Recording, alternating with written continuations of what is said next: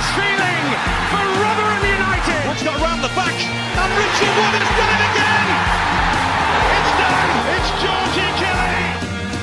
Do me a favour, drop me off in Rotherham.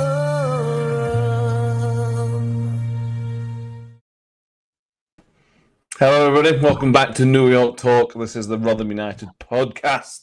Thank you all for joining us. I hope everybody has had a fantastic Christmas period so far, obviously up until about 5 o'clock on Boxing Day. And that's just about where we're going to pick up from, basically, over the next hour or so. First of all, Mick's back. How are you doing, Mick? How was Christmas? Yeah, all right, mate. All good. Thank you very much. Enjoyed it. Just all right. Fair enough. Yeah. Fair enough. Tom is back. How was your Christmas, Tom? Yeah, good. I had a good time. Nothing got me down, so all good. Fair enough. And Joy's back. How was your Christmas, Joy? Full of joy. As you'd expect, I suppose. Good stuff. Good stuff. We have loads of people with us in the comments, as you'd expect. The Millers 6-6 was giving him any most definitely a point dropped.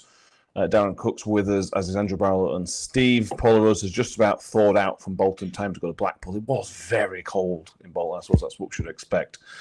Harry says, evening, to quote the Chuckle Brothers, oh dear, oh dear.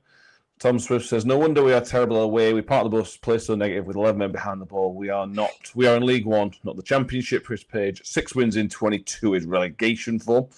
Matt Miller's with us. Says, what about the headline, Hampshire on the ropes after a Boxing Day knockout? Noel Jordan is with us. Well, we have actually a bumper amount of headlines to pick from later on in the show.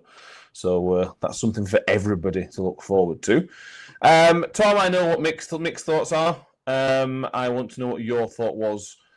Again, just a kind of instant reaction. We'll go through the specifics, obviously, in a minute, but a pretty horrendous way to lose a football game.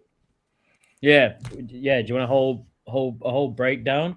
Not a literal one, but I mean, it was just so.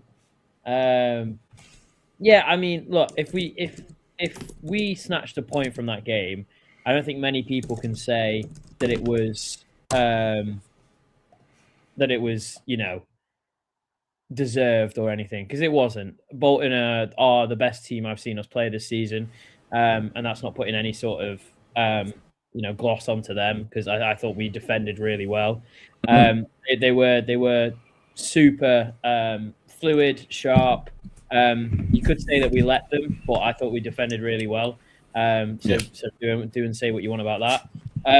And we came away in the 92nd minute, drawing 1-1 somehow. And that's the sort of point that you think, well, maybe you can galvanise. Maybe you can think, look, we were in the trenches, but we managed to find ourselves out of it. And that spirit can sort of be steamrolled into next games. We didn't play well.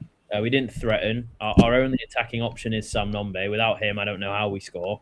And then a mistake that absolutely ruins any kind of headway that we may have gained from that game. And look, it's a point drop that hopefully in the grand scheme of things isn't that big, but it just sort of summed up the entire 4-game losing streak that we've had, and even a few games before that. It just summed it up completely, where it was ineptness and a lack of sort of confidence and a lack of, just stupid, idiotic individual errors. So yeah, it kind of summed up the season for now. But yeah, it was a far below par performance than you'd want. But having said that, I think with a full strength squad with a lot of confidence, you struggle against that Bolton team, especially away. So I don't know. It's those sort of games and results before the season started, we weren't sort of going to judge ourselves on.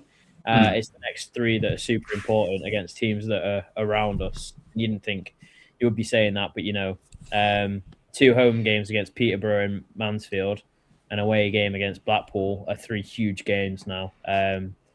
So it just see how we bounce back. But it's not looking too optimistic, is it? No, and it's funny how one thing changes everything, the narrative, Joy. Because if we don't make that mistake at the end from Tom Holmes, which we were obviously going to talk about in a minute, but if we don't make that mistake, we're all sitting here saying that's a really good away point. We restrict them to basically nothing. They had spells, but very little in terms of clear-cut chances. And we snuck a point at the end of the game. We're probably going to be.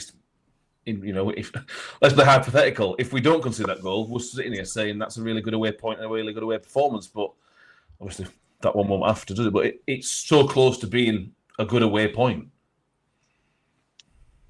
I beg to differ, to be honest. Okay. We didn't deserve anything from that game. We were appalling. We were dire. We weren't very good. Couldn't string 2-3 passes together. Defence were fine. Maybe you could argue that Bolton didn't have the shooting boots on. I don't know. I'll be devil's advocate. But it was very meh, as I always say. I came away from that. I mean, when Nombi got the penalty, I thought, yeah, seeing him given, seeing him not given. Yeah. Stuck it away well, and straight up the other end and scored, basically.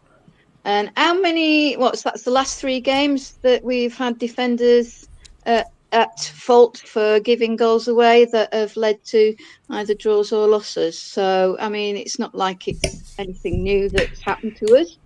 It seems quite a common occurrence in this last few games. And I think we've made the comment before, if Hamish Douglas wasn't injured, then Hampshire needs to have a look in the mirror, but I'm assuming he was, because why bring Thomas Holmes up when that's the second time he has given a goal away in as many matches? So I'm sorry, I haven't got any Christmas sympathy to give out to anybody. I shall be Scrooge. I'll be Ebenezer for this podcast because it's been dire.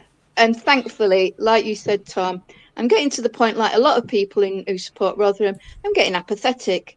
I'm getting to the point where I don't really care. And as I said to you guys earlier, I'm on the amaretto, so who gives a flying anyway? Cheers.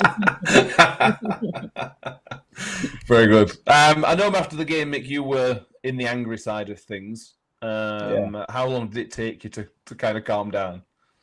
I don't know, to be honest. I'm angry at losing the game. I disagree quite vehemently with both Tom and Joy, to be perfectly honest. I think we deserve something from the game. I thought Bolton were exactly what you would expect. All style, no substance. You know, I know some Bolton fan put in comments of the post match about look at the stats. Yeah, well, you don't get points for possession. You don't get you don't get points for completed passes. You know, they were gifted the winner, absolutely gifted the winner. The first goal was offside. I've watched it back. I saw it at the time, obviously, because it was at our end. I mean, you could argue whether or not it's offside, apart from the fact that he was in an offside position.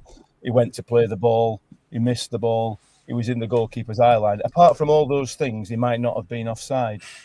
But yeah, I thought we defended very, very well. I thought as an away performance, it's what you would expect from just about any team in this division. What I want to say that what you'd expect against a better team. Bolton are a better team than us. This is not Donny away, is it? This is a good Bolton team where you're having to make life difficult for them.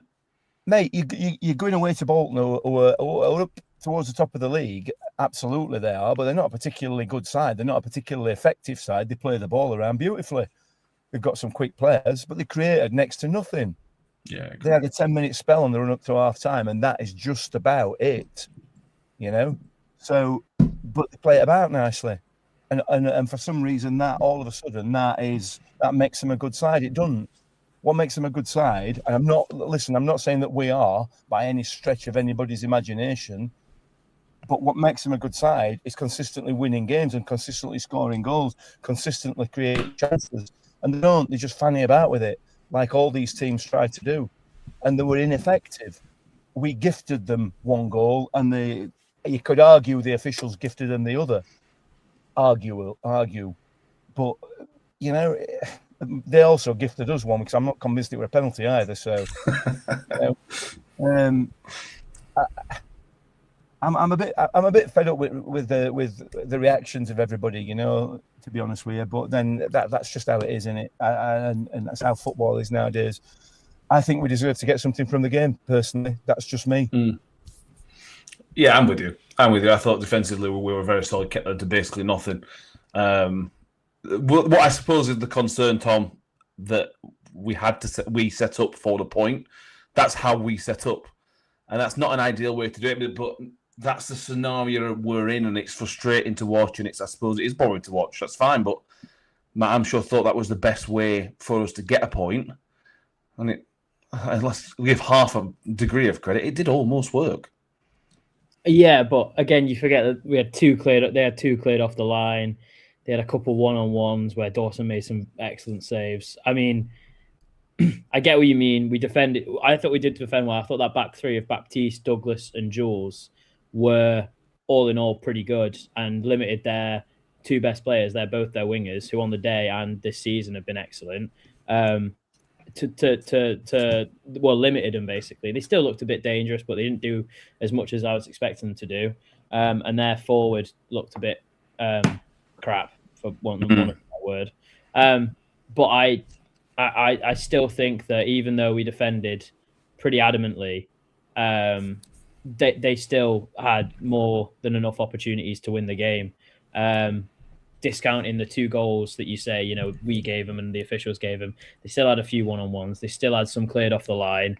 Like it wasn't like it was a 50-50 game and they got, you know, the rub of the green, so to say. No. And we weren't deserving of a win, but you could certainly argue we deserved a point. Potentially, but I think the issue that you have, and I agree with what Mick's saying about possession. Nobody's been bothered about possession, so I don't know why all of a sudden we're suddenly looking at possession stats and going, why are we going to Bolton and only getting 30% possession when I don't know when we've ever been bothered about having 30% possession. So I think that's a bit moot point. But the way that we set up defensively is very good, and you know, you got to give credit to Hamish Douglas because in every game he's played, bar I think the Blackpool one, he's done, and those were three very obvious errors from three individual players. He's been exceptional, and he has kept clean sheet after clean sheet, and those two goals were not his fault, and he cleared two off the line again. What is the issue is going forward, we offer basically nothing. You know, you look at players like I think Hugo had a decent game when he came on actually, but Hugo, Atete, Martha, Hall, some of our midfielders, they offer nothing going forward, and I think that's where our issues lies, because the reliance on Nombe is becoming more and more obvious game in, game out, and his injuries this season are obviously why we're not doing as well as we should be doing. But the fact that we're relying on that one man, and you know, there's others. Atete's been injured all season, and he's not a goal scorer, but he offers you, I guess, something hold up play wise. And Hugo's playing 90 after 90, so that's again not what you want. But the reliance on Sam Nombe is becoming more and more obvious, because not only did he won the penalty, he scored against Huddersfield last week in a pretty dire performance. He was the only one that looked like scoring there. Every time we play with Nombe on the pitch, he's the only one who looks like scoring. And when he doesn't play, or when he plays 30 minutes, it's super obvious that we've not got a lot going forward because of that. And that's when you want your players like your Marthas, like your Halls, like your Powells, your Gore, you know, your Atetes, your Hugos to stand up and be counted for and make a difference in the final third. And like I say, I think Hall and James are great defenders. James was better on against Bolton forward. Yeah. Hall's offered nothing going forward the last 4 or 5 games since this losing streak. Defensively, he's been absolutely sound. You can't fault him. But going forward, he's offered very little. Martha's been, I don't know where Martha's gone. And players like Atete and you know, Sharif, if he ever comes back, and players like that don't score enough. So we're really struggling without Sam Nombe, and I think that's where fans are frustrated, because you can come off of that game saying, look, we deserved the point, but it was a 0-0 point. And I think fans get frustrated at the fact that we were never going to go there and play like that, defend like that, and maybe win 1-0 because you give it all in the last 15-20 minutes. And you know, I'm not as frustrated. I'm with Joy. As I said to Joy, I the game happens. I'm annoyed for 30 minutes and then I'm done. I don't care anymore. So for me, I'm not too bothered. If we get relegated, I'm obviously going to be annoyed, but give it a January transfer window and we'll see. But for me, I think the annoying part for me is that we offer very little going forward, and without Sam Nombe, I don't know how we score basically. Yeah, Rob Dixon rightly points out Benson's a big miss creatively. Martha is 100% avoided injury for the World Cup, he feels. In the comments, we have Tom Swift saying Hampshire tactical decision to remove Douglas for Holmes. The key point. Please tell me Douglas was injured. I've not heard otherwise. We will come on to that. But a mixture of comments. Footman says, "What game were you watching? We were appalling." Whereas Paula Rhodes and Andrew both agree with you, Mick. Andrew says, "For once, he agrees with you. Bolton played to be football, but did they create anything?" And Chris Tether brings up a point. Says Matt Hampshire sets up like Paul Warren did, Joy, and that was something I felt a little bit like during watching the game. Not in the League One, because Paul won in League One. Obviously that team was brilliant, but it felt like the way we used to set up in the Championship. It was hope we don't concede and hope we nick a goal kind of thing. And I get why we've done it because of the circumstance of injuries and the Bolton are a better team than us. But it did strike of a team hoping more than expecting to get anything out of the game. And you could argue we should have got something to argue it. But it is a negative way to set up, unfortunately, at the minute. And it's never worked for us, has it? No, I haven't, no. It's never worked for us. So why go in with such a negative attitude? You've got to go in there and think that you're going to get something out of it, because that just breeds, I would suggest, negativity across the squad and across the team, across the whole Rotherham United. And you can understand why he takes that approach when he was one of Warney's staff. So, and it has worked to a degree, but we're not in the Championship now. We're in League One. And I agree with a few of the comments about we have no creativity now in midfield whatsoever. Yeah. So the only one we can rely on is Nombe, because he's the only one with a little bit of nous, a little bit of speed, and is an out-and-out goal scorer. You can't even say he's a fox in the box, can you? He's just an out-and-out goal scorer. He knows where the goal is. But we haven't got anybody in midfield who's got any sort of semblance of creativity. And we haven't got any other strikers who are even number 10s that can back him up. I mean, we've lost Spence, we've lost Benson. I would say they're two key losses, to be brutally honest, in that midfield. Nobody has taken over from that box-to-box role that Spence has, and the creativity that Benson has, not only in setting up plays, but from his free kicks as well, and his set pieces. Yeah. So we're definitely missing those. And poor old Coletta comes in, has 2 minutes, and then pulls another hamstring. It's just one thing after another, and it gets to a point, I think, where as fans we just get, all right, yeah, right, bring it on.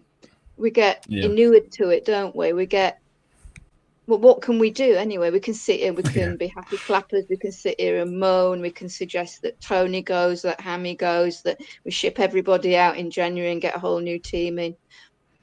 What would the difference be? What would the difference be?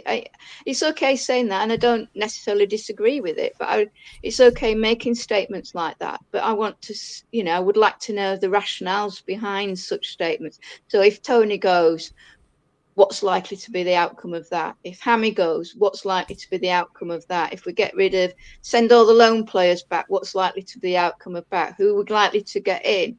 It's okay us as fans living in cloud cuckoo land, without any sort of wherewithal, without what the budget is or what's going on behind the scenes, because we don't know what is going on behind the scenes. We don't know if Tony is 80 years old approaching and getting a bit, perhaps I want to take a back seat, what his plans are as well, because you see it happening in other clubs as well. There seems to be a load of Americans with a little bit of money that seem to be wanting to get into the game at all sorts of different levels. But is that right for us? Who knows? But I'm widening the discourse there, aren't I? Sorry. We'll come back onto that later. Let's run through the key moments, but I think there's certainly conversation to be had about that. Absolutely. Mick, the first goal comes from Bolton's first real spell. They had moments, but that was their spell pre-half time. They had a really maybe just over 5 minute spell where we were really, really under the cosh for that period of time. Cam Dawson's made a fantastic save. Hamish Douglas has obviously cleared one off the line after Dango kind of blocked the initial shot. They were kind of turning the screw a little bit. You think the first goal is offside, and having watched it back, I think I'm in agreement with it, but I do want to bring up Mike's comment, because Mike is our go-to refereeing expert. He basically called it a 50-50 in the comments. He says, Bolton's first goal, the guy was in an offside position but didn't play the ball or attempt to play the ball. You can't tell if he was in Dawson's eye line from the camera angle. To me, it was a 50-50 call.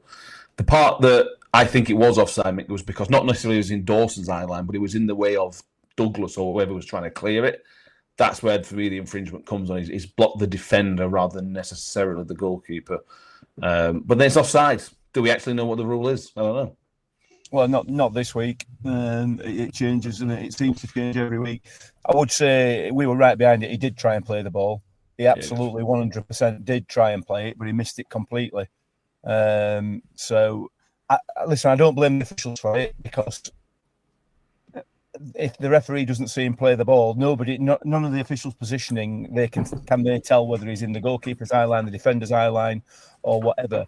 The lino obviously realised he was in an offside position, and then they've got to make a decision. Did he try and play the ball? If they didn't see him, they didn't see him. That's as simple as that, but he did.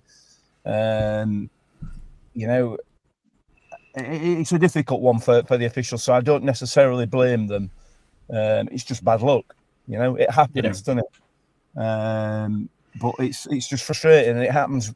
It happens when you're down as well. It feels like it happens more so when you're down. And we are down at the moment. We've had 3 horrific performances on the run up to this game. And if you compare the performance on Boxing Day to the performances from the last 3 games, it was like watching a different team. That's how bad the previous performances were. So it's an unlucky goal from our point of view. It's a lucky goal from their point of view. But they were on top for that 10-minute period. They were causing problems. So you could argue, I suppose, that they deserved the goal. But yeah, whatever. It was offside, unfortunately. But you move on. You have to. Yeah, possibly one of those, Tom, that if VAR is involved, which I'm glad it isn't, but if VAR is involved, it probably disallows the goal, because it obviously goes into that forensic detail, and there's probably 2 or 3 more different angles that we can pick from. But I'm probably in mixed camp that it is offside, but I don't think I can massively blame officials, bearing in mind what they have available to them.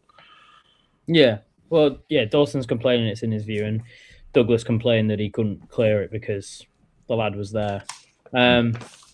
Clearly, the conversation was about the linesman telling the ref that he is offside, and then it's the ref's decision whether it affected play. Yeah. And you can see both sides. I think it's such a 50-50 call that they've gone with that it should count, and Rotherham fans think it shouldn't, Bolton fans think it's fine. And I think if it went the other way, then it gets discussed the other way, and Rotherham fans are happy, Bolton fans aren't, and you can argue the exact same thing. So yeah, it was just look at the draw, but it was a goal that was coming, and that doesn't mean that they deserve. It doesn't mean that they deserved it, or that they, it should have counted because it was coming. But it was a goal that was absolutely coming. So I guess you can't really have any complaints with going 1-0 down in at half time, apart from the fact that it was 20 seconds before the whistle blew. So it might have been a different second half. Who knows? It's an unfortunate decision, but it's one that I don't think you can go back and debate either way. Basically, I think it was given, and you can see why it was given, and you can see why it wasn't given the other way. So I think it's just unfortunate. It's not one of those to kind of get up in arms about. It's one to talk about and to mention and discuss. But it's not. I don't think there's any Rotherham fans fuming that that's cost us game. It's just a talking point. No, definitely, which, definitely. Some Bolton fans didn't seem to get the grasp of in the instant reaction, but that's fine. Joy, what's your take on it? Does these guys kind of sum up your feelings towards it as well, or do you have anything else on that one? Well, I agree. I think it's 50-50. If that was disallowed and I was a Bolton fan, I'd be well miffed. what can you say? It's not down to us, it's down to the officials that it was given. I think what is key, and Tom alluded to that just a minute ago, is the time of the scoring. I've noticed that in a lot of games, we let goals in just before half time and just before full time. We seem to let a lot of goals in. Perhaps it's just my viewpoint. I don't know. I don't know what the stats would say. You guys are statos. You're younger people than I am. You've got your finger on the buttons, no doubt. What is our last 5 minutes before half time and last 5, 10 minutes, 15 minutes of a game? I don't know if that's when the bulk of goals seem to be scored against us. Yeah, does feel like it a minute. Seems like it at the moment, to be brutally honest. Yeah. And I don't know if then that says to me that it's a psychological mental problem issue rather than necessarily a physical one. That we can't keep our brains in focus for the full 45 to 50 minutes of a first half and the full 45 to 55 minutes of a second half. Yeah, it's interesting. We'll have something to look at that because that does ring true, I think, as well. On a trying to squeeze a positive out of the first half, though, Mick, if Joe Powell hits the target in the first 15 minutes, whatever it was, if Martha gets his shot off when he's in a really, really good position, we're having a different conversation. There weren't many and they weren't clear-cut opportunities, but there were opportunities to test the Bolton goalkeeper in that first half, and that Joe Powell really does stick out on me because he's in a really good position. He just tries to nail it and obviously goes flying over bar. That's when you set up like we set up, you've got to take those chances. You just got to, and obviously we didn't, and that's obviously it played out for a defeat, but that's something we've got to, well, I said learn from, but it's 22 games in and we don't seem to have learned from that yet. Yeah, 100%. We've got to take that, particularly the Joe Powell one, like you say, he's blazed it over. Was it on his right foot though? I don't know. No, I can't remember. Left foot. Well, you've got to hit the target from there. You've got to hit the target. You know, he's got a clear sight of goal and he's just blazed it over. I don't know whether he's trying to get himself some confidence back by smashing back at net out or what. I don't know, but he's so out of touch at the moment. Is Joe Powell? He's so out of touch. You know, and he's probably arguably the last person on the pitch that you want that chance to fall to, with the confidence levels that he's got. So, yeah, maybe a different game. Maybe, I don't know. But you're right. When you're away from home, your chances are always at a premium. You know, so you've got to take them when they get there and at least hit the target, for crying out loud. Come on, man. I know it's easy to say from here, isn't it? You know, but he's got to hit target. He has to. He had all the time at will. He could have just kind of placed it into goal, which is what Benson probably would have done. And Bailey Vernon says that Spence would score that as well. Chris Tether trying to bust the net. I don't know if he would have just passed it in. Yeah, I completely agree. It didn't need what I was trying to do to it. It was just unnecessary. It screams of a man who scored once for us in 2 years and who's not confident at all. And again, it's another. I mean, like, you know, if you want to be hypercritical, that mistake, that chance is, you know, what sums up the game as much as Thomas Holmes' chance and mistake. You know, it's just something that so lacks confidence and lacks composure that the whole squad seems to have been infected by. It's again, if you score, it was the 4th, 5th minute. If you score, 4th, 5th minute, if you score in the 5th minute of that game, and then you defend how we defended, you don't mind it. You know, you let them come on, you try and hit them on the break. You're 1-0 up, you're defending a lead. I think it was, I think that's, you know, as bad a miss as you could probably get, especially when, as you say, it didn't even hit the target. You know, if the keeper pulls out a save or whatever, you know, just so disappointing again. Yeah, and add into that, their fans were getting frustrated, really, really, really frustrated at 0-0 going just before half time. Their fans were right on their backs, which told me we were doing a good job. Because if their fans aren't very happy, we're doing something right. If it goes 1-0, if Joe Powell hits target and scores, then just imagine how much even more furious that their fans would have been. And again, you're then getting them into the right position. You've just got to, when they're there, you've got to put the foot on the throat. Right, I'm wary of time, so we're gonna go through the big incidents and come back to any middle points we can in between. The penalty, Tom, comes again literally on the stroke of full time. A bit like the offside for me, really. If it's given, it's great. I'm a Rotherham fan, and I'm buzzing that it's given. If that wasn't given, the ref didn't give penalty, I don't think I would be. I don't think I'd be sat here screaming it's a nailed-on penalty. What's your view on it? I think it's a definite penalty. I don't know. I think you're more annoyed as a Bolton fan that it's that stupid of a mistake to make when you're 1-0 up in a game that you've absolutely battered the opposition and you've given them a chance in the 92nd minute to score a penalty. I don't think any of that sort of. I mean, as a Bolton fan, you might prove me wrong, but I think you're more annoyed at the player as you are than the referee because it's such a silly mistake, and it happens all the time. It's like Nombe has absolutely won the penalty. There's no way that guy hasn't committed a foul. He's been conned more or less. Yeah. But Nombe's got into the ball in front of him and he's just kicked Nombe's back legs out. Like anywhere else on the pitch, and that's a foul. Definitely, nobody complains. In the box, it should be the exact same. So for me, it's a penalty. And you're more, again, like I said, you're more annoyed at the player because it's such a soft penalty to concede because it didn't have to happen. The player needs to be smarter. It was like Cyrus Christie as well. I swear, good player. Yeah. So a lot needs to be a lot more intelligent than that. A penalty that Nombe absolutely won just from work rate and endeavour, and a little bit of sportsmanship, whatever, gamesmanship, whatever. But if that happened against us, and it was, I don't know, Douglas has kicked, tried to clear the ball and kicked him, you'd be more annoyed at Douglas than you would be at the ref because the ref has to give it. He's literally kicked him in the back, in both on the back two legs. It's a stonewall pen for me. I don't know why you kind of don't think it is. Yeah, I'm not saying I didn't say I didn't think it was. I'm saying the referee's not giving it. I'm not saying sitting there screaming. It's with this one. It seems to be a penalty, Joy, or foul that's crept into the game over the last 5 to 10 years, maybe a bit longer than that, where players are just putting themselves in. And I'm sure Mick will come in on this in a minute, but players putting themselves in a position to be fouled. Yeah, it's bad from defender. I'm not disputing any of that. But it does seem a new kind of penalty or a new kind of foul that seems to have come in relatively recently. I agree. I mean, I've been watching football since the 60s, and that wouldn't have been a penalty in numerous decades up until recently.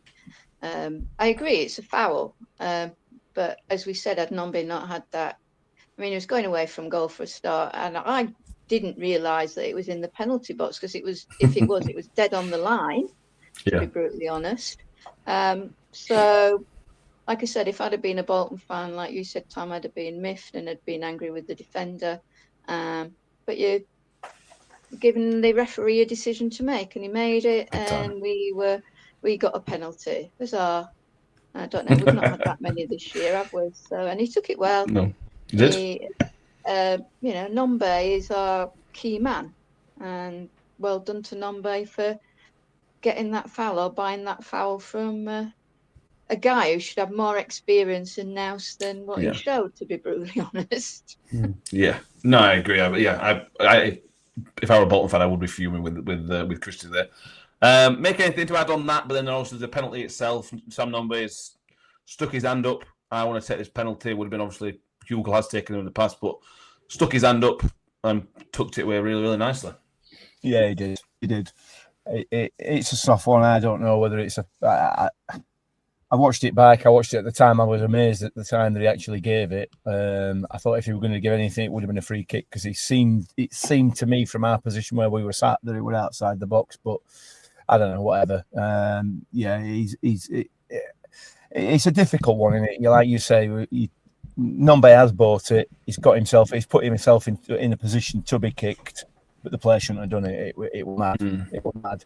And it's not as bad as a lot of the ones that we see nowadays. I mean, I watched the Chelsea game yesterday, and it was embarrassing. You can actually predict when there's going to be a foul before it's actually given. You can, and we see it time and time again nowadays. A player will get himself between the defender and the ball and literally throw himself on the floor, and you can see it before he even gets there, and it's given. But I don't think this was one of those, but he did. It was soft. I would have been frustrated, I think, if had it been given against us. But But he's taking it well. Keeper went the right way, but he didn't get a touch to it. You know, their keeper did really, really well. He pulled off a save from a Hugel header, which was really good save. Really, really good save.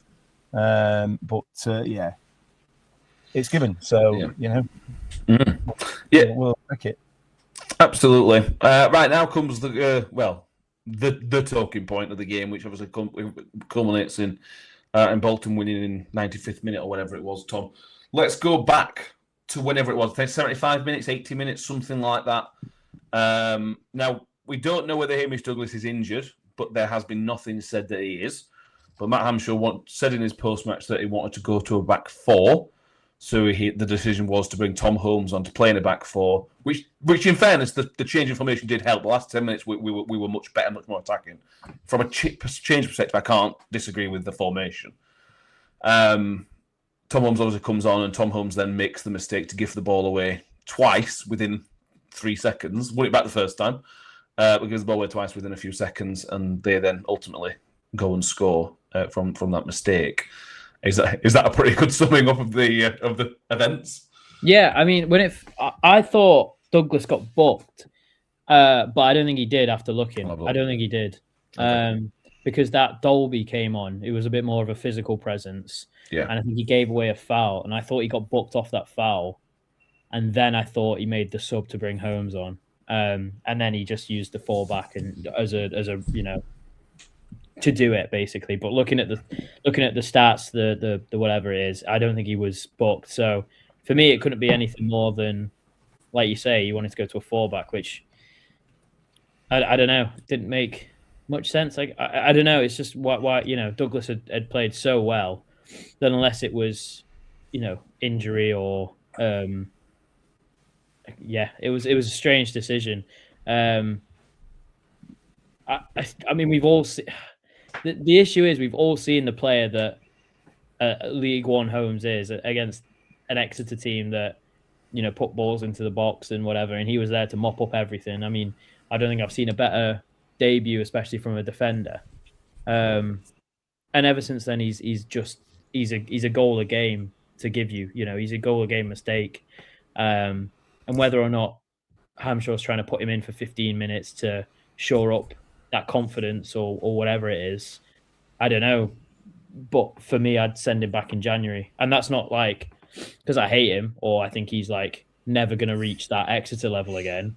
I just think you've got Agbear to come back. You've got Raggett, who look. I'm not saying Raggett is better than Douglas, but you've got three defenders arguably in front of him who are your players, and you can use that loan of Holmes on a better player. So I wouldn't be surprised if you saw Holmes go back.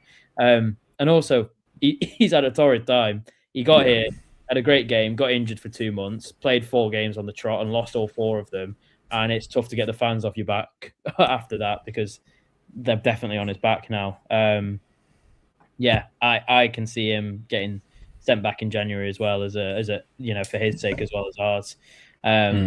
But as you say, I mean, not knowing that the player is behind him, I guess is I don't know why our players aren't shouting loud enough, and I don't know why he doesn't know.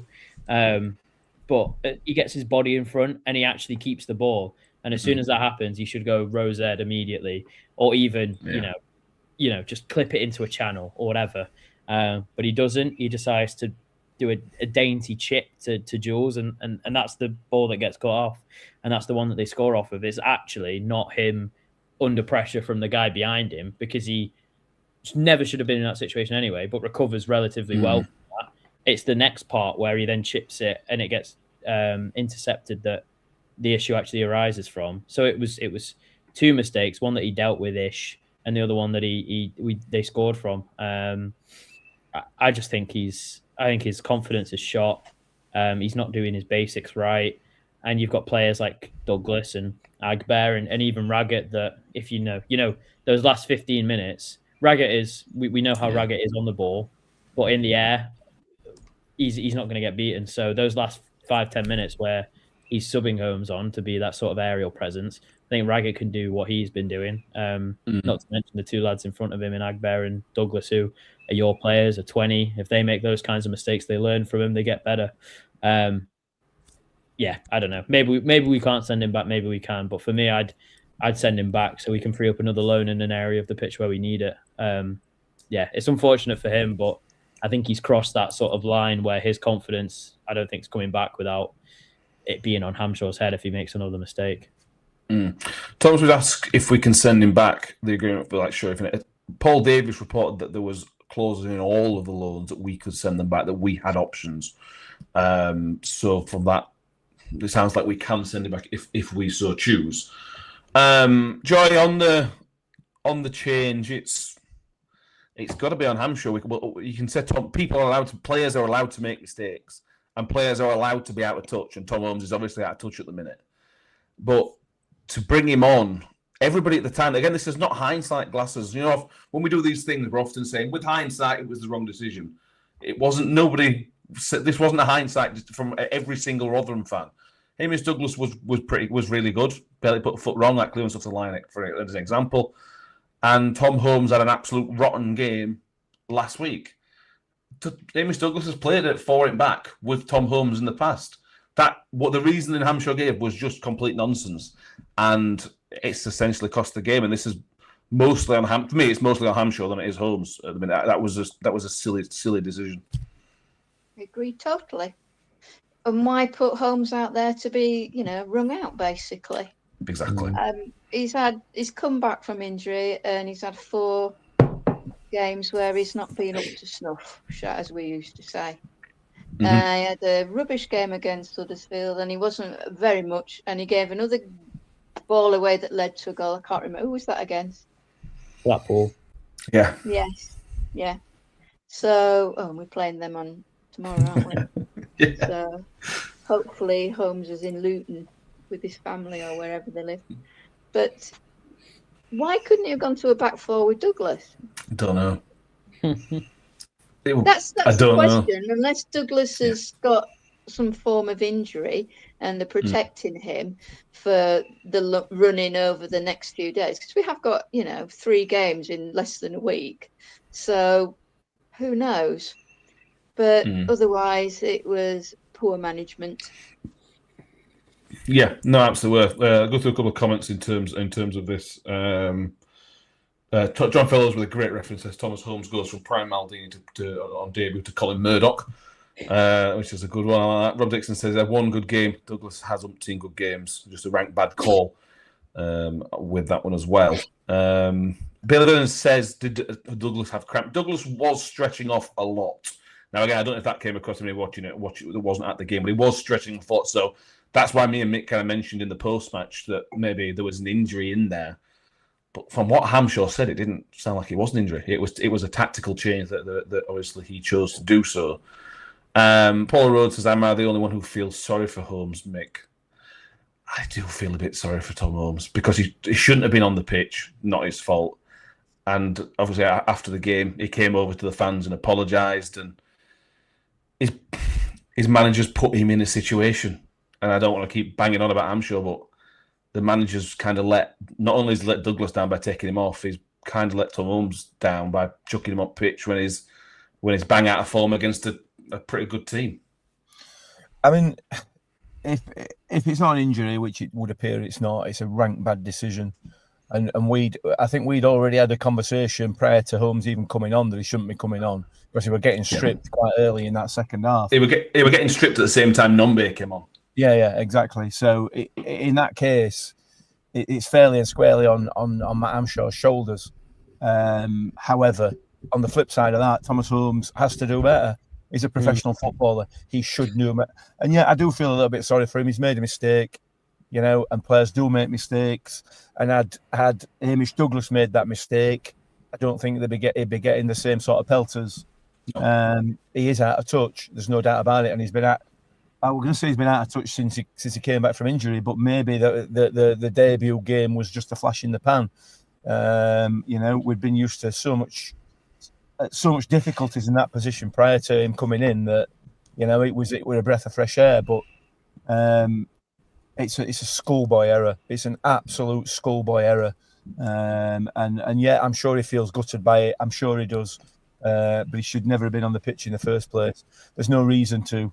And I'm really struggling a little bit with Matt Hamshaw, the way he's dealing with Hamish Douglas.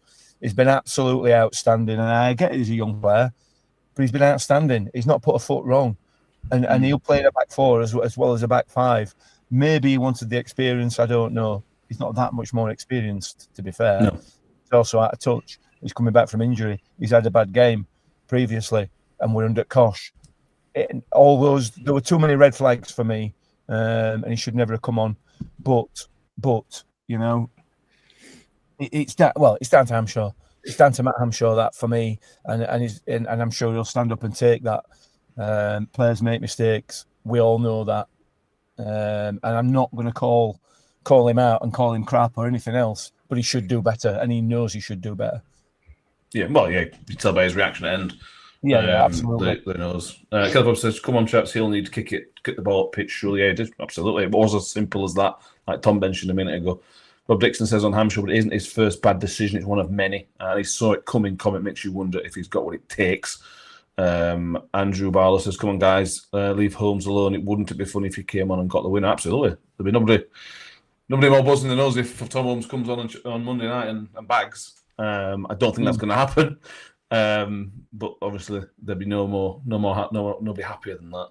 Look, he'll come back. He'll come back. There's no doubt about it. He'll come back, and he'll come back stronger as a result of making that mistake. There's no doubt. He's not. He doesn't become a bad player overnight, but he's out of form. He's out of touch, and he's just played the previous game that he played in. He was out of form and out of touch. And you've got another player who's not out of form, who's well in form, who could easily play in that position in Hamish Douglas, who's played all the game. He's already switched on to the pace of the game and everything else. There's no need to change it. You could still go to a back four with him and Zach Jules in the centre there. No doubt at all. So it's absolutely down to Hamshaw.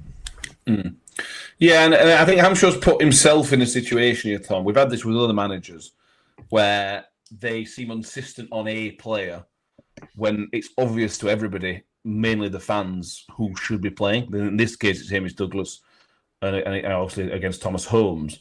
And he's put himself in a situation, and he's putting Thomas Holmes in a situation now where if Thomas Holmes starts on Monday, which he might do, and if it's the first mistake he makes, the fans are going to be on his back instantly. There's going to be no give. There's going to be no give. There's going to be no take. The fans will be on his back, rightly or wrongly. Whether you think that's right or wrong, whatever. But that's what's going to happen, and that's a situation of Hamshaw's making. He's made that himself. He didn't need. It's like he's trying to force Tom Holmes into the team when he doesn't need to do that. We were doing fine with Hamish Douglas, and I was one of those people that said he needs managing his minutes, which he obviously does. But he should have learnt his lesson from the Huddersfield. Well, even before the Huddersfield game, possible. But the Huddersfield game is where Hampshire should have learnt his lesson about trying to shoehorn Holmes back in while he's out of touch. It's a huge mistake. Well, we've already discussed it this season when Hampshire said he's playing Powell through a bad patch. Yeah, and that was 10 games ago maybe, and I don't think I've seen Powell have a good game all season. And again, it's managers having favourites. I think Powell's a bit different because he played when nobody else could at that left wing back position, which wasn't his position and wasn't his fault when he was bad, but he was bad. And even though he's playing in the centre now, he's not found that form again. You know, we having Spencer McWilliams out now shows you how much we've actually missed them two in midfield and their kind of energy and what they offer compared to what Powell offers, because I think a fully fit team, squad, whatever, and Powell doesn't make your starting 11. And again, it's a player that is being shoehorned in, and I think still would have been shoehorned in because Hampshire wants to play these players through their bad patches. But what happens if you've played them for 20-odd games and you're sitting in the relegation zone because it's like you're playing with 10 men because, you know, they're giving the ball away, their confidence is low, this patch is lasting 15 games longer, 20 games longer than you thought it would, and then suddenly you need to drop them, and you know you can't because you said in the press that you want to keep playing them through it. You even made Powell captain. I mean, how can you drop a player after making him captain? I I'll give a little bit of sympathy for that Powell one now, because I think he's played at left wing back for the last 10 games or whatever. And he's only just getting back into the middle of midfield, and he's only getting into the middle of midfield now because we don't have anyone else. So for him, I think right now it's whatever. I think you have to deal with that. But again, we're saying the same thing with Holmes now, is that he's seen a player that he really likes, hence that Exeter game. He really likes him. He must see a lot in training of him that's quite good. He must like him in the past, and he's trying to shoehorn him in and get him past this bad phase of play where he's not playing well at all. But he's putting him in a team, and he's being hung out to dry, and he's making huge mistakes, and he's, it's just not going well for him, basically. And these decisions are what is detrimental to a manager as opposed to a coach, and so far he's getting them wrong. We've been discussing him all season. I think Yearwood offers more than Powell does at this moment in time for a player, and Yearwood's gotten maybe half. He gets, and when he starts, Powell, Yearwood gets 50 minutes, and that's about it. Whereas if Powell has a bad game, and still he'll play 90 minutes still, no matter what. It's looking at him between players with it's frustrating because you see the promise of a team that if we had all our players fit and firing and we had a full squad, fit squad, whatever, you can genuinely see this team doing really, really well in this division, which is pretty lackluster. But we've not got fit players, and our players are as frustrating as anything. Same with Martha. I would drop Martha now because I think he's having poor game after poor game after poor game. And he needs to be taken out of that spotlight a bit. Again, I have a little bit of sympathy for him because he's not a striker, and he's been playing striker for the last 15, 20 games.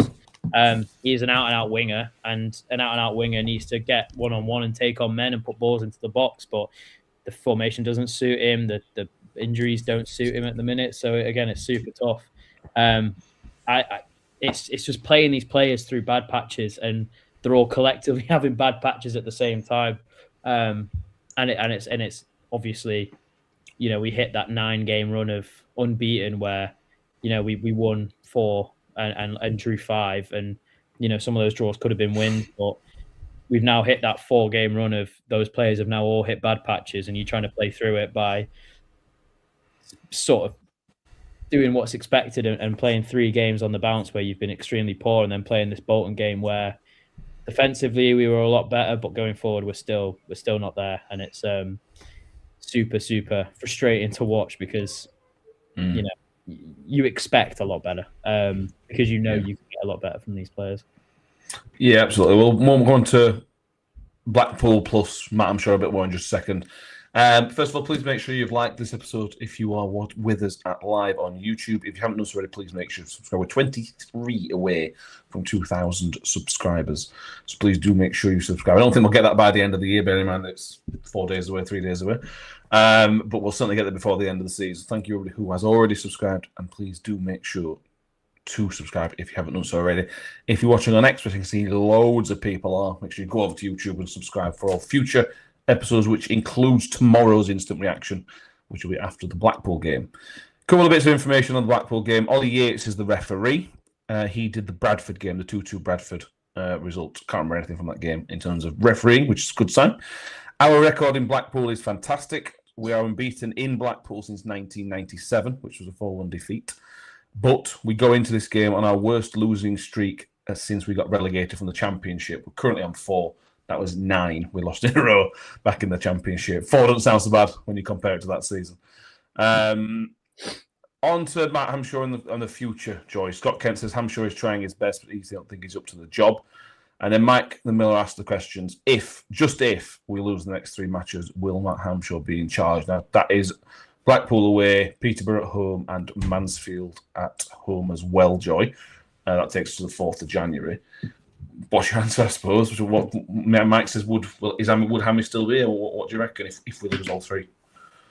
I mean, to be brutally honest, since Warney left, we've not had a really, really good run with a manager, have we? No. Taylor kept us up, but then you could argue that he was on the back of the work that Warney did before he left. And then Taylor went pretty quick, October of that next season. And then we had to fanny about until January till we got Liam Richardson in, who was given minimal support when he came in, given his cards at the end of the season. And then we got Mr. Evans back for another lackluster attempt, provided by apparently shed loads of dosh, which has meant that we haven't got shed loads of dosh this year when he's gone and Hammy's come in. So yeah, we haven't got a good track record recently, have we? no. So Hammy goes. Who's likely to come in? I know Gary Rowett's recently left Oxford, but he's already turned us down once. Yeah. You hear all these things that Ray came last week or so when Morrison was on about the training facilities again, when he's supposed to spend an arm and a leg on them. Well, when I say an arm and a leg in Rotherham terms is probably orange and a bobbin in anybody else's terms. But who's going to take it on? I mean, I've said before, it's flipping poison chalice, isn't it? Yeah. I can't. I mean, why would he get rid of Hammy? I mean, yes, I know why he would get rid of Hammy, because he's not doing a very good job, or appears not to be doing a very good job. But what are the arguments against that? What are the arguments for him staying? What are the arguments for him leaving? We keep signing these crocs. Or it seems to me we keep signing these crocs. As somebody's already mentioned, Johnny is obviously got half an eye on going to America in a few months' time. So he's possibly playing half-heartedly. And I don't mean that negatively. I think psychologically, if you were going to the World Cup in June and you were playing in Division 1, League 1, where some players are quite agricultural, shall we say, to be polite, you're going to be tip-tapping around, aren't you? You're not going to wanting to be injured or tackled badly or what have you before June. Perhaps that's me being a cynic. I don't know. I'm 60 odd years old. I'm entitled. So, you've got that sort of mentality. And then again, we've got everybody keeps dropping down like flies again. Yeah. And this is why, is he not giving Nombe the time because he's scared to death in case he pulls another, breaks another nail or something. I don't know. I'm honestly, I know it sounds like I am on the fence, because I am on the fence, because I can't see what other alternatives are, to be brutally honest. But I can see him going if we lose the next 3 games. It wouldn't surprise me. Yeah. But I just can't see who's likely to be next cab off the rank, shall we say. Yeah. And what you won't find on this on here, we did when even with Evans was here, we were never the kind of show just to say we sack him, get rid of him. So that's not halfway. I'm sure we didn't have with Steve Evans. But you see all these names. Excuse me, I'm still here. On the show you never said it, and privately you definitely did. But Tom, there's loads of good names in comments about who could come in. Matt Bloomfield could come in. Rowett and Jones turning us down previously. Revel, Bloomfield, Artell. My question to you is, why on earth would any of those come to this damn football club at the minute? We've got Matt Hamshaw for a reason, haven't we? That reason is nobody else wants to come to this football club. So it's all right saying let's sack Matt Hamshaw, but none of those are going to come to this football club. That's pie in the sky. Yeah. We've all seen Sean Morrison's interview in Vi Now, which has been publicly made evidence of the training facilities and the facilities in general, and then the way the club's operated. That's what the public knowledge is. So what managers know and understand behind the scenes is probably even worse. As you say, there's a reason Hamshaw's here and it's not anyone else, because Hamshaw took on the budget that was desecrated last season.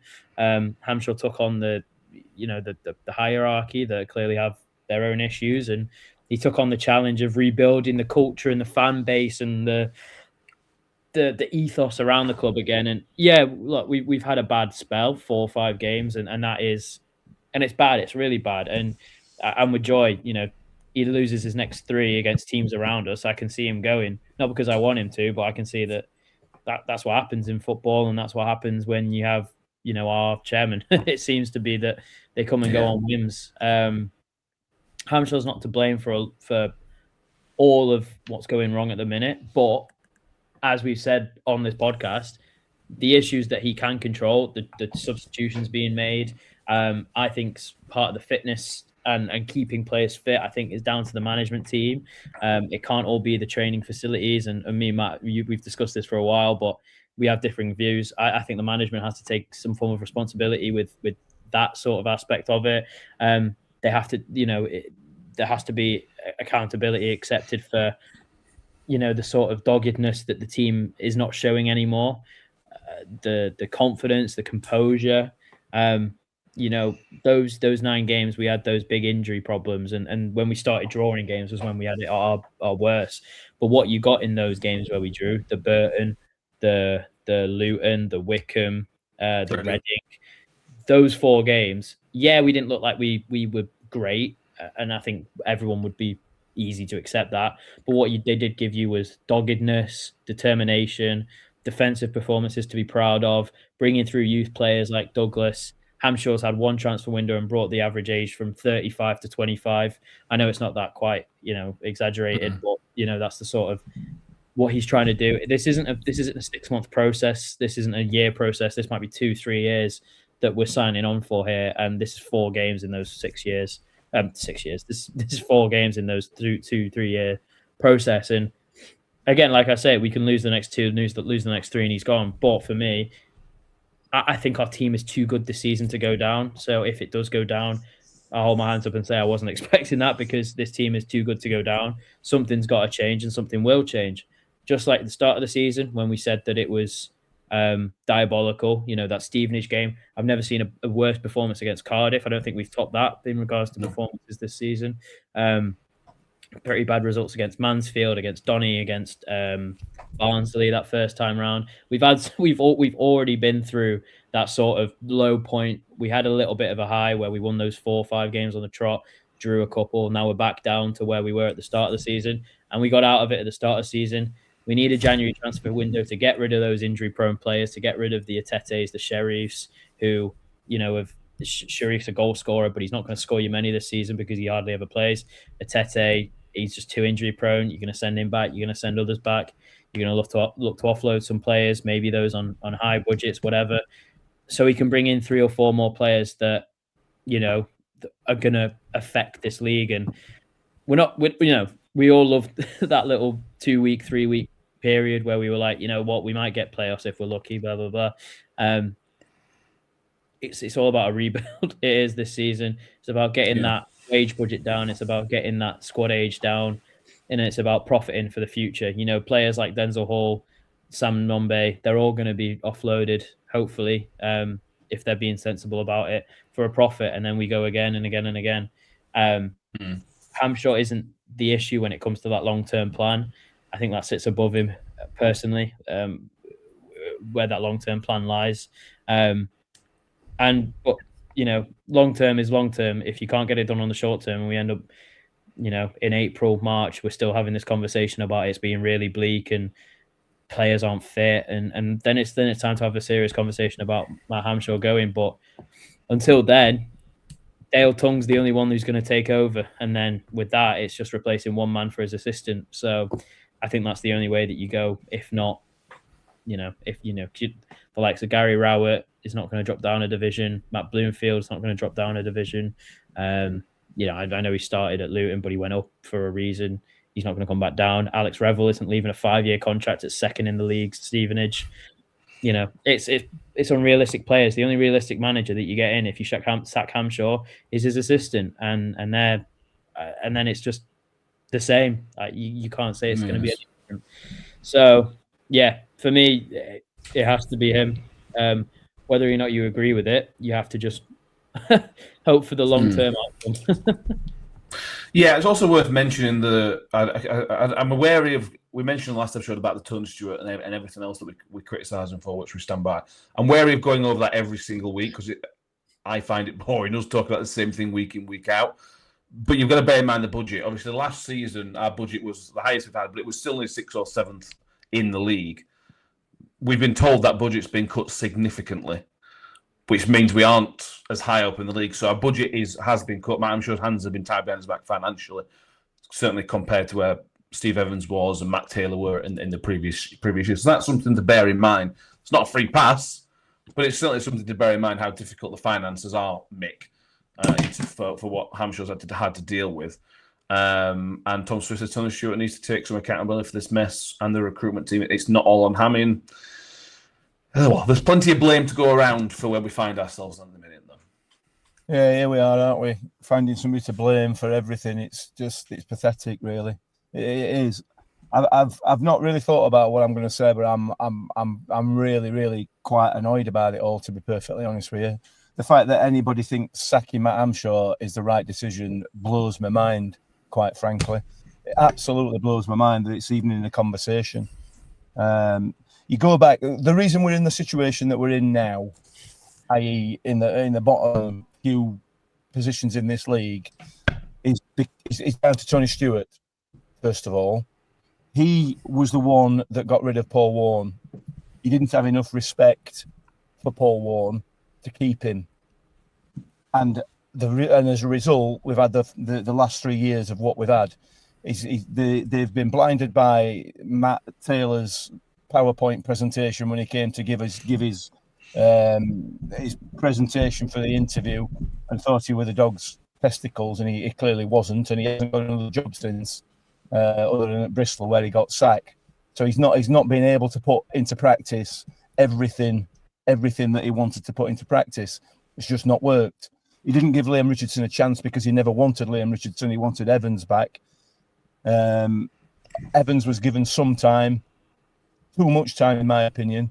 24 hours would have been too much time, in my opinion, as you all know. So that's not really a conversation anymore. We started when Matt Hamshaw came. We all realised, whether Tony Stewart and his board realised this or not, I don't know. I assume they did, that this was going to be a rebuilding process. We've had 3 years of utter dross since he let Paul Warne go. It's no mistake, it's no surprise, and it's no coincidence that he gave Paul Warne plenty of time, and Paul Warne bought us some of the best years that we've had in recent memory at this football club, because he was given the time to go back to basics and to rebuild the club, rebuild the culture at the club, and build a team. And he left us at 8th in the Championship, and we were flying. We were doing very, very well under Paul Warne. And the short-sightedness of either Tony Stewart or Tony Stewart and the board allowed that to go to ruin. And then he compounded it by bringing Evans in, as far as I'm concerned. So the blame, if you want to put the blame at anybody's door as to where we are now, it's with the board, and it's with Tony Stewart ultimately. However, he's got credit in the bank, and his credit remains in the bank because he's still bankrolling this football club out of his own pocket. And whether you like it or not, he is doing that. And all this nonsense about Stewart out, that's fine. That's absolutely fine. Yeah, maybe it is time for a change. I don't have a problem with that whatsoever. But as someone put in the comments there, be careful what you wish for. You know, Tony Stewart will not leave this football club in the hands of somebody he believes will not take it forward. I'm absolutely positive of that. And there are so many sharks about. And it's all right saying he must go, but nobody has come up with anything at all to follow it up with. It's all right, do something. It's easy to say and say, something needs to be done. I'm not going to tell you what something is. I have no idea what something is, but you need to do something. It's absolute nonsense. You've got to think about it. Matt Hamshaw is here, and he needs to be given time. He needs to be given plenty of time to rebuild this football club from the ground up, because that's what Paul Warne did. And Matt Hamshaw, absolutely, in my view, is the right man to do that. And they're always going to be difficult periods. We've all watched football. Most of us have watched football for long enough and been through really, really difficult times with this football club. And unfortunately, that's your lot as a Rotherham United supporter. And if you don't like it, I'm sorry, but move on. Go and support Man City or whoever. that's the only way you're ever going to get consistent success. Supporting Rotherham United isn't for you in that, and I don't mean that in a smart ass way. You know what I'm trying to say. So there's any talk of changing the manager at this point because we've had 4 defeats in a row is utter madness as far as I'm concerned. You've got to give him time. We've already seen the plan. We've already seen what they're trying to do in terms of bringing in players to sell on. The plan is there, but it's going to take some time to come to fruition, and there are going to be bad times. There are going to be bad times. So if you don't like it, go somewhere else is my advice. I'm sticking around, and I will continue to go, and I'll continue to support this football club because it's my football club. And the good times will come back. They will come back, but you've got to give the manager the time to do that. And before anybody says it, no, I don't think Evans should have been given any more time. I've already covered that, and we've gone through the reasons why. So Hamshaw is a different kettle of fish altogether, in my view, and he needs to be given the opportunity to prove it. And he's got to learn. He's learning a new job. For God's sake, come on, give him some support. Yeah, sacking manager every few months, every 9 months doesn't breed success. I don't know anywhere it's ever bred success. Whether Hamshaw's the right man for the job is a question to be answered in time, not today. In time, exactly, and that's exactly the point. Time. Right, we've gone very, very long. I'm just trying to work out which part of that's going to be clipped by social media and taken out of context. But we'll find out in time. We are going to finish with the headline competition. We're going to finish on a bit of positivity and funniness. Well, I think it's positive and funniness. We've got 11 to pick from today. I already have my favourite, but we're going to go from it. Richard Simmons says, tough sheet again for the Millers. Should be like. Richard Connor says, trotting and wandering into the bottom 4.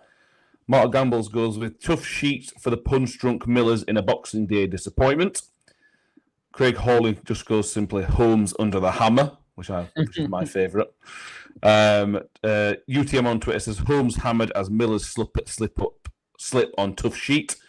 Harry Ashfield says Millers wither and are beaten by a team bolting into the promotion contention. Elementary defending from Holmes cost Millers again, says Michael Howie. I like that one as well. Ian Bradley goes a rudderless ship heading for disaster. Chris Sanderson says wandering into the relegation zone. Bailey Vernon goes with Holmes goes wandering into no man's land as Bolton land the sucker punch. And Simon finishes with keep calm on carry on, says Miller's coach. Do we have a winner, anybody? Which one? Who would you like to give it there? I like the elementary one. I think that's very clever. Elementary defending from Holmes cost Millers again. Yeah, I like that. That's good. That. Tom? I like the Holmes under the hammer one that you said. I'm trying to have a look at them now. But I really like the Holmes under that. That one was kind of funny. Yeah, I like that one. I'm getting that. Joy, do you have a favourite from that? I'm with Mick. Okay. We have a tie. I like the tough sheet as well. Anything with tough sheet. Yeah, I do like the tough sheet ones as well. Yeah. Yeah, there we go. We have a tie. But predictions. We're playing tomorrow. Everybody, guys, we're playing tomorrow. Should we get predictions in? Nobody got any points for the Bolton game, I don't think. Let me just double check. Joy did. I got it right. I got 4 points. Joy nails it. Going for 2-1. So there, Joy has a 3-pointer. Right, on to Blackpool. I've written Bolton. We've gone really long tonight, so apologies, but I know everybody's with us. So predictions, please, in the comments, and we will go from there. Joy, you nailed it on Saturday. No, not Saturday. Whenever Boxing Day was. Joy, Friday. What was it going to be Monday? Yeah, we don't know what bin day is, do we, at the moment? No. Blackpool are on a bit of a purple patch since they played us. Yeah. Everybody's on a purple patch since they played us. Huddersfield are now on a purple patch. I can't see us taking any points again. I'm sorry. Okay. So I'll stick to me 2-1 or 1-2 to the opposition, to the Tangerines. Fair enough. Thomas. I'm gonna go 1-1. I think, yeah. I don't. I want to change. I want something to change, and I don't think I can see us getting all 3 points. But 1-1. I hope I'm like you, Tom. I hope I'm totally and utterly wrong. Yeah. I hope we get that same Blackpool match that we got a couple of Christmases ago when we won 2-1 when Ball scored.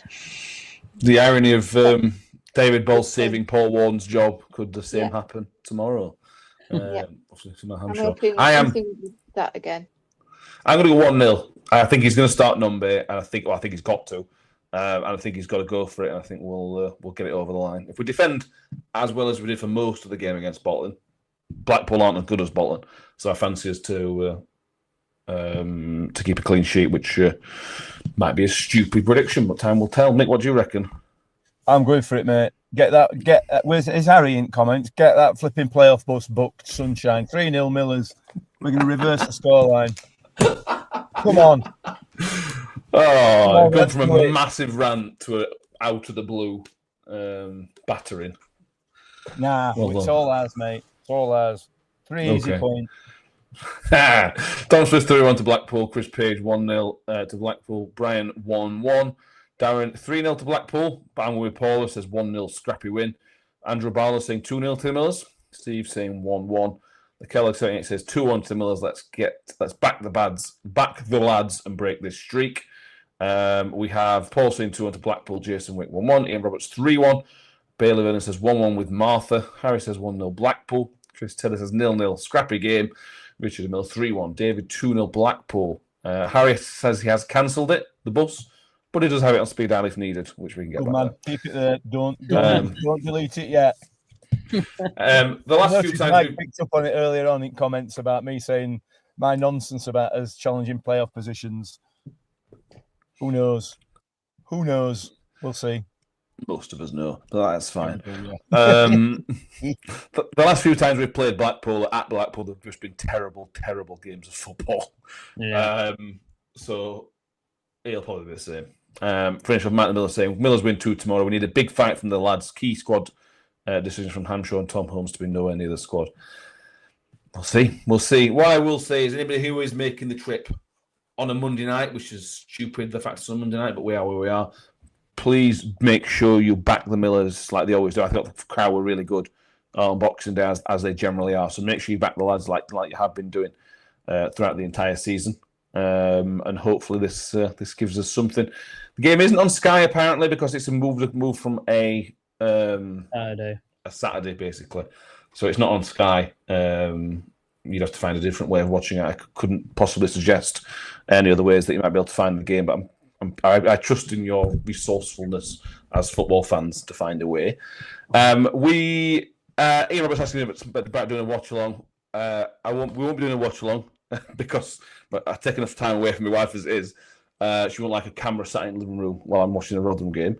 But we will be doing an instant reaction. We can squeeze in an instant reaction tomorrow. We'll do a 10-15 minutes, maybe even a live instant reaction, maybe, potentially. We'll see what happens. Tomorrow we'll see what availability we have as a podcast, but there will be something, and then we're back Tuesday. Quick turnaround, back Tuesday for the full review show ahead of the New Year's Day game as well. Please make sure, as I mentioned, you've subscribed if you haven't done so already. Like I said, we're getting closer and closer to 2,000, and if you have already subscribed, please make sure you give it a thumbs up. I can see we have had well over 100 people watching on YouTube live, so make sure you give it a thumbs up before you exit. And if you're watching on X, which I can see more than 200 people are, please make sure you follow us, give the video a like, and get over to YouTube and subscribe, all that nonsense that you have been very good at doing. Thank you all for watching. I know these episodes aren't the most fun. We absolutely know they're not much fun because it's miserable. But thank you all for joining us. As Jay says, cheers all. Keep the faith up the Millers. Yeah, we'll all still be there in the year's time, 2 years' time, whatever it is. So thank you. Thank you, Mick, from the car park in Wales. Thank you very much, Joy, and thank you very much, Tom. We will see everyone next time. Thank you for watching. And as always, up the Millers. Up the Millers. Up the Millers. Here comes for more. 2 for Jensen, 2 for Rotherham. Shoots! Ravel! Vicious!